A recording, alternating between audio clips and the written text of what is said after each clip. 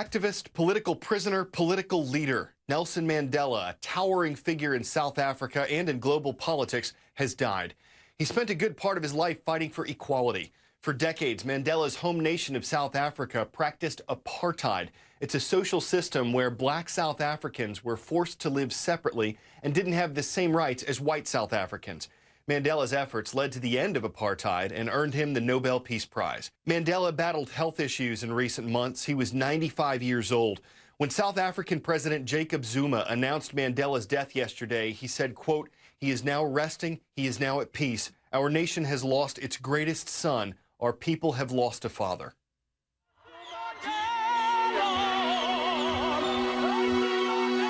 Nelson Mandela's struggle for freedom defined his life. He was born in the remote hills of South Africa's Eastern Cape. He was given the name Rolihlahla, which means troublemaker. He was only given the name Nelson by a schoolteacher later on. After moving to Johannesburg and studying law, Mandela's troublemaking politics began. And as a boxer, he became adept at picking fights and sparring with the apartheid authorities, which had increased its oppression against the black population. It was then that Mandela made the crucial decision to take up an armed struggle, launching the African National Congress's armed wing. He was militant and a firebrand, defiantly burning his passbook, a dreaded document the apartheid authorities used to control the movement of South Africa's black population. The Africans want the franchise on the basis of one man, one vote.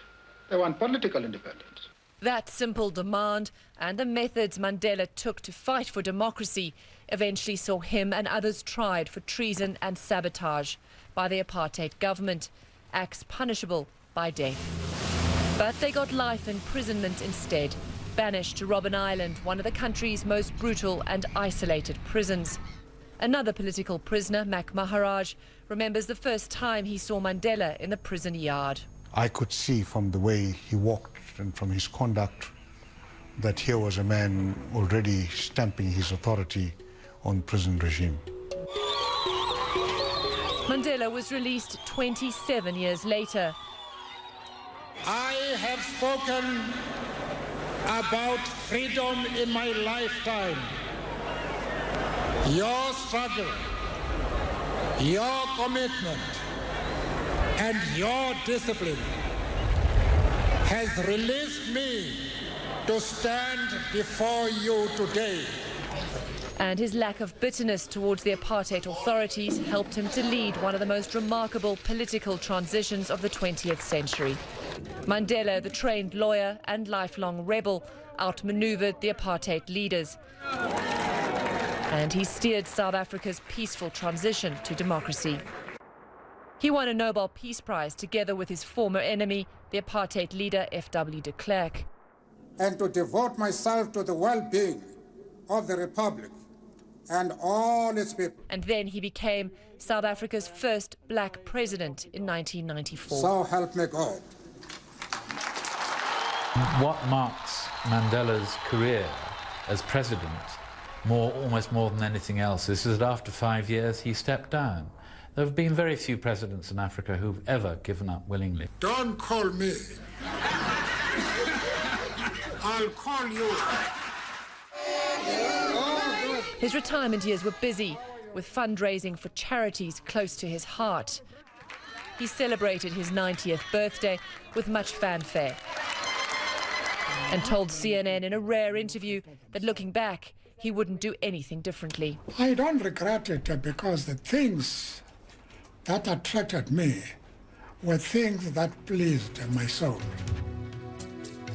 Now those who loved and respected him look to his legacy.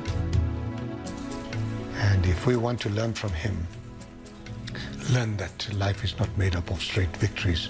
It's made up of mistakes, zigzags, stumbling, picking yourself up, dusting off the dirt, treating the bruise, and walking again forward. And that's what Mandela is. Goodbye. Robin Kerno, CNN, Johannesburg, South Africa. just the facts. December 7th, 1941, a date which will live in infamy. President Franklin Roosevelt talking about the attack on Pearl Harbor. On December 7th, 1941, Japanese forces launched a surprise attack on the U.S. naval base in Hawaii. 2,400 Americans were killed. Hundreds of military planes and 21 naval ships were destroyed or damaged. The attack led the United States to enter World War II. Pearl Harbor Day is this Saturday. Every year on December 7th, Americans remember that date, which will live in infamy. All right, our next story today, when you hear the economy is good or bad, you might be wondering, how do people know? There are different factors, different indicators that experts are looking at. One example is the national unemployment rate. The one for November comes out today. Another economic indicator is GDP, gross domestic product.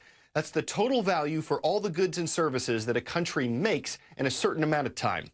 During the third quarter of this year, that's July, August, and September, the U.S. GDP went up 3.6%. That's more than economists expected, and it could be a positive sign for the economy. Another economic issue, the minimum wage, is at the center of protests happening around the U.S. It's a growing movement. Workers banding together, fighting to raise minimum wage, with protests planned in nearly 100 cities across the country. This summer, thousands of fast food workers gathered in nearly 60 cities coast to coast. In New York and Chicago, fired-up protesters swarmed McDonald's restaurants, trying to persuade their fellow workers to join them in their fight. Living on $7.25, you cannot do it. Many fast food workers making minimum wage are struggling to get by. Eduardo Shoy lost his job a few years ago. Now 58, with 2 children headed to college, he works at Kentucky Fried Chicken in New York, earning $7.25 an hour. He also works a night shift as a forklift operator at Kennedy Airport. It's tough, real tough. I can't do none of the things that I used to do. Able to pay my mortgage, able to pay my car payment, able to take my family out to dinner. That we had to cut it out. You know, we had to sacrifice a lot of stuff. Median pay for fast food workers is $9 an hour, or $18,720 a year, well below the Census Bureau's poverty line of about $23,000 for a family of 4.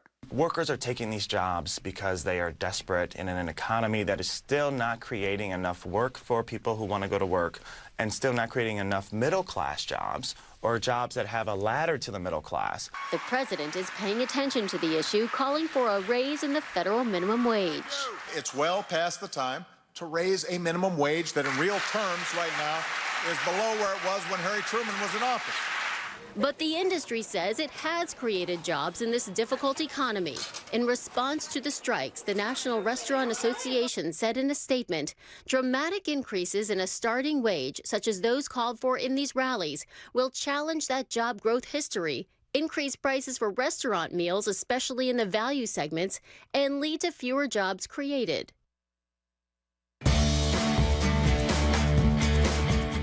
We're wrapping up this week's roll call in the Southeast, but first we're making a couple stops out west. First, we're roping in the cowboys and cowgirls from Culbertson High School in Montana. Then we'll steer over to Denver, Colorado to check in with the Mustangs from Mullen High. And this wagon train pulls into the station in Kennesaw, Georgia, so we can include the North Cobb High School Warriors.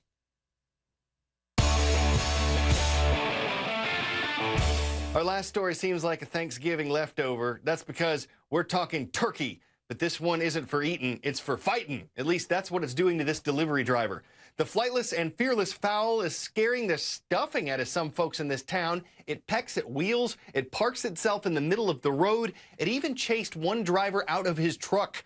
No word on why the gobbler is so grumpy, but it's certainly determined to ruffle some feathers. Listen, this is no laughing matter. The situation is gravy, because if you're a delivery driver, you don't want to run afoul of that bird. Gobbles up all our time for today. Have a great weekend.